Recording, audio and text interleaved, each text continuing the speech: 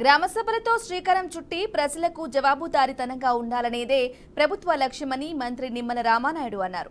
ప్రతి ఒక్కరికి 100 రోజుల పను కల్పించి 15 రోజుల్లో జీతాలు చెల్లించాలని నిర్ణయించామని తెలిపారు. గత ప్రభుత్వ పాలనలో పంచాయతీ వ్యవస్థ ప్రజా సంక్షేమం నిర్వీర్యమైందన్నారు. జగన్ పాలనలో సర్పంచ్లు సైతం బిచ్చమెత్తుకున్న దుస్థితిని చూశామన్నారు.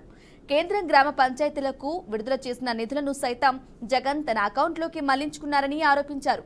పశ్చిమ గోదావరి జిల్లా పాలకులు మండలం లంకల కోడేరు గ్రామంలో నిర్వహించిన గ్రామ సభలో మంత్రి పాల్గొన్నారు. మోహన్ రెడ్డి గారు ఏదైతే గతంలో ముఖ్యమంత్రి గారు చేశారో మరి ఆయన విధ్వంసానికి పంచాయతీలు బలైనటువంటి పరిస్థితి ఆ రోజు మనం కూడా చూసాం. ఏదైతే మీడియాలో చూసాం, పత్రికల్లో చూసాం, సర్పంచులు భిక్షమెత్తి అంటే ఒకప్పుడు సర్పంచ్ అంటే తలెత్తుకుని గౌరవంగా నిలబడి తిరిగేటువంటి సర్పంచ్ గత 5 సంవత్సరాల పాలనలో భిక్షమెత్తినటువంటి సర్పంచులను చూసాం. ఏదైతే ఆ యొక్క చెత్త రిక్షాలను సర్పంచ్ లాక్కెళ్ళి నిరసన వ్యక్తం చేసినటువంటి పరిస్థితి గత పాలనలో చూసాం.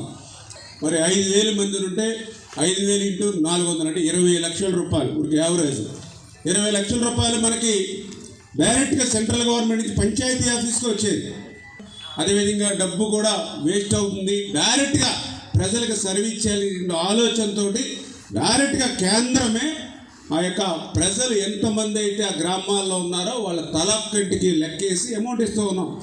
ఆ రకంగా 20 లక్షల రూపాయలు సపోజ్ ఉదాహరణకి మన పంచాయతీకి వస్తే అది మరుక్షణమే ఆవిరైపోతుంది. ఆ రోజు ఉన్నటువంటి ముఖ్యమంత్రి గారి అకౌంట్కి ట్రాన్స్ఫర్ అయిపోయి